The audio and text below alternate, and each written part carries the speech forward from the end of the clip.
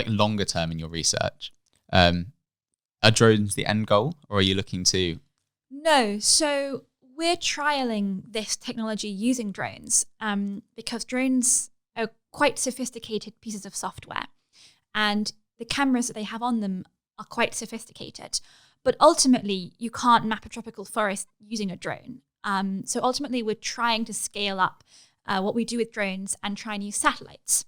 And people think of satellites as being these very sophisticated instruments out in space, and they are. The cost of putting one up there is astronomical. Astronomical, and they are the pinnacle of human endeavor in some ways.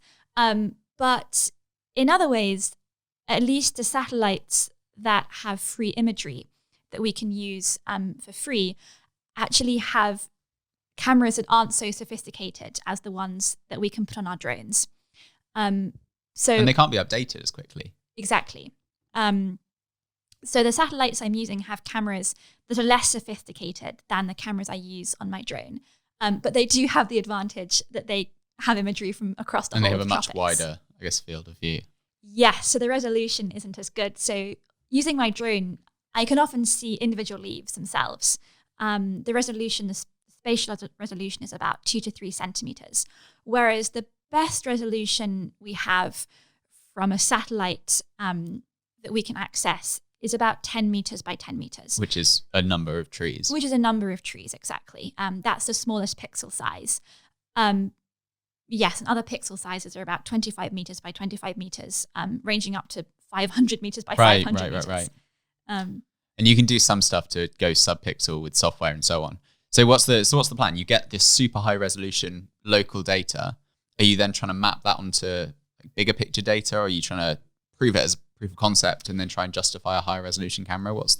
Yes, so the plan is that to test out these methods using very high resolution, sophisticated cameras and drones, and then if that fails, there's not much point going to the satellite level. No, right. But hopefully if that succeeds, which it is proving that it will, then the plan is to scale up. Congratulations. Thank you. My PhD will be in jeopardy if it didn't.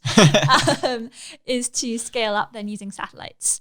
And then, of course, when we have these satellite maps, then we can validate them using this high resolution drone imagery. And this isn't just CO2, right? So presumably you're collecting lots of different data points from this spectral map. Yes, so we're looking at, for example, the nitrogen concentrations in the leaves, which correlates very, very well with photosynthesis.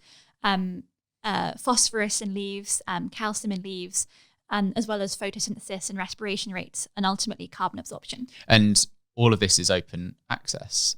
Yes. All right. So presumably it's a huge data set that you're collecting. Yes. And so then that's things that loads of people can do analysis on. Yes, exactly.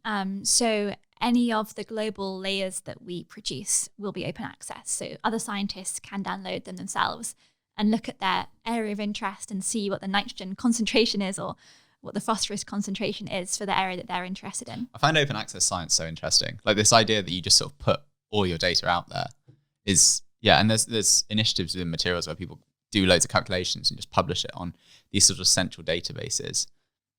And it just seems the sensible way to go, right? And it's hard for some subjects because they're not specialized, but that seems to be the way to go.